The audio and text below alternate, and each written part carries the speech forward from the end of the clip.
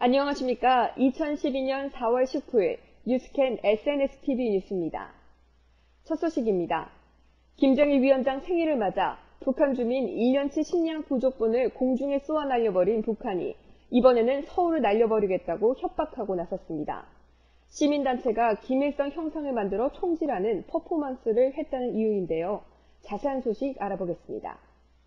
조선중앙통신에 따르면 북한 인민군 최고사령부는 18일 대변인 성명에서 태양절 100도를 성대히 경축한 바로 이러한 때 이명박 역도와 그 패당만은 동족의 축제 분위기에 찬물을 끼얹고 우리의 최고 존엄을 모독하는 극단의 도발 광기를 부리며 악행을 저지르고 있다고 비난했습니다. 성명은 이어 특대형 도발자들에 대해 그가 누구이든 어디에 있든 무자비한 복수의 세례를 안기게 될 것이라며 비록 서울 한복판이라 해도 우리의 최고 존엄을 헐뜯고 건드리는 도발 원점으로 되고 있는 이상 그 모든 것을 통째로 날려보내기 위한 특별 행동 조치가 취해질 것이라고 선언했습니다. 태양절은 4월 15일로 북한 김일성 주석의 생일입니다. 이날 대한민국 어버이연합과 일부 대학생들이 광화문에서 김일성, 김정일 모형을 만들어 총질하는 퍼포먼스를 했는데 이를 두고 보복을 선언한 것입니다. 이미 북한은 광명성 3호 위성 발사에 따른 유엔 안전보장이사회의 의장 성명 채택에 반발하며 북미 229 합의 파기 선언과 함께 추가 도발을 예고한 상태입니다. 정부는 이 같은 협박에 대해 예상했던 수순이라며 핵실험 등 추가 도발 가능성을 예의주시하며 미국 등 국제사회와 긴밀히 협의해 대응책을 마련 중이라고 밝혔습니다. 다음 소식입니다. 새누리당이 성추행 논란을 빚은 김영태 당선자를 사실상 출당시킨 데 이어 논문 표절 의혹을 받고 있는 문대성 당선자에 대해서도 당 윤리위 회부 출당 조치키로 했습니다. 문 당선자가 탈당을 거부하자 출당이라는 마지막 칼을 빼든 것입니다. 자세한 소식 전해드립니다. 새누리당 비상대책위원회는 19일 문대성 당선자를 당 윤리위원회에 회부하고 사실상 출당키로 방침을 정했습니다. 문 당선자가 18일 오전까지만 해도 탈당키로 방침을 정했다가 갑자기 오후에 탈당을 거부했습니다. 특히 문 당선자가 탈당 거부 이유로 새누리당 박근혜 비상대책위원장을 거론하자 당 지도부가 발끈하고 나선 것입니다. 문 당선자는 국민대 조사 결과를 보고 결정하자고 말한 것을 상기시키며 탈당 거부 이유가 마치 박 위원장 등 당 지도부와 상의해 결정한 것처럼 비춰서 보이지 않는 손 논란이 일었습니다. 한편 야권은 18일 재수 성추행 파문에 휩싸인 새누리당 김영태 당선자와 문대성 당선자에 대한 탈당을 대국민 기만극이라고 비난했습니다. 탈당이 아니라 국회를 떠나야 한다며 의원직 사퇴를 강력히 요구했습니다. 민주통합당 박용진 대변인은 이날 국회 브리핑에서 김 당선자의 탈당은 이미 익숙한 해법이라며 제2의 최연희식 대국민 기만 전술의 다름 아니라고 비난했습니다. 이래저래 문 당선자는 앞으로 처신이 더 어렵게 됐습니다. 다음 소식입니다. 학교 폭력으로 어린 중학생이 또 자살했습니다. 가해 학생들은 자살 학생이 그렇게 힘든 줄 몰랐다고 합니다. 언제까지 이 같은 안타까운 일이 계속되어야 하는지 답답합니다. 자세한 소식 전해드립니다.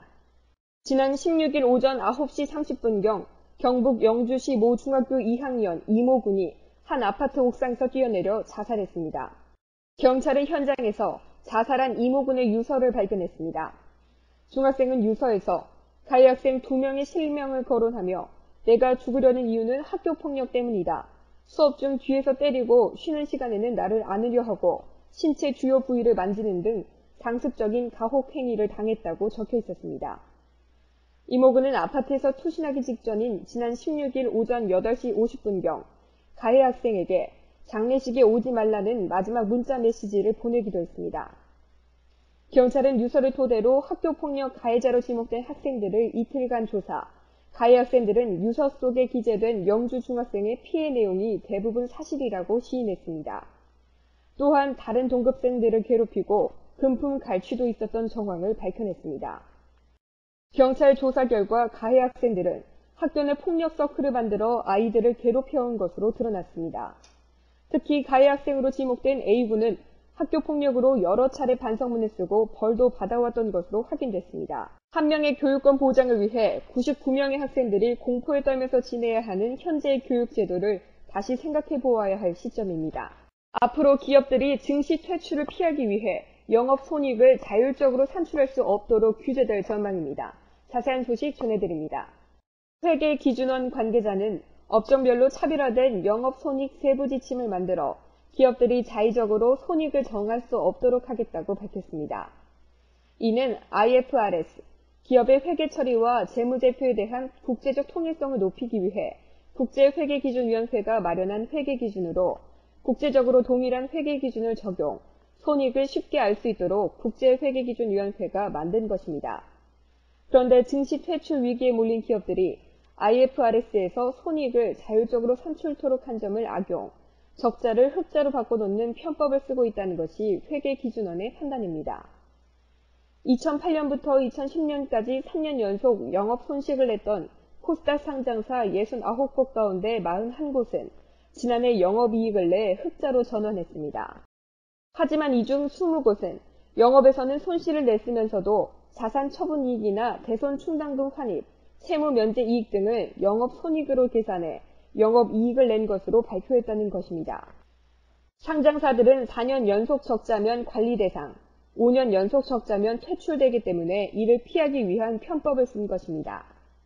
우리나라 근대 조각가 김복진의 러들로 흉판과 윤효중 조각가의 최송설당상이 문화재로 등록됩니다.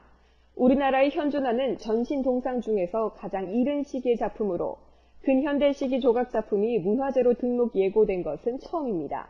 자세한 소식 전해드립니다. 문화재청은 17일 우리나라 근현대 시기 조각 분야 유물 중 역사 예술적 가치가 큰 러들로 흉판과 최송설당상을 문화재로 등록 예고한다고 밝혔습니다.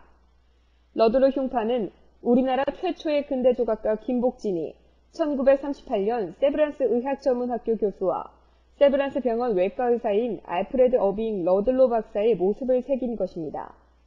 이 작품은 현재까지 알려진 일제강점기 작품으로는 매우 희귀하고 인물 표현이 사실적이면서 섬세한 수작으로 평가받아왔습니다.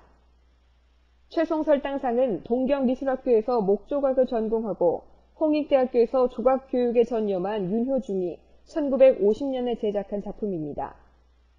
이 작품은 우리나라에서 현존하는 전신동상 중에서 가장 이른 시기의 작품으로 알려져 있으며 용접 기술이 발달하기 이전에 동상 제작 기술을 확인할 수 있는 작품으로 평가받고 있습니다. 근현대 시기 조각 작품을 문화재로 등록 예고한 것은 이번이 처음으로 근현대 작품 대부분이 일제 전쟁 물자 공출과 6.25 전쟁을 거치면서 사라져 이번 문화재 등록 결정의 의미를 더하고 있습니다.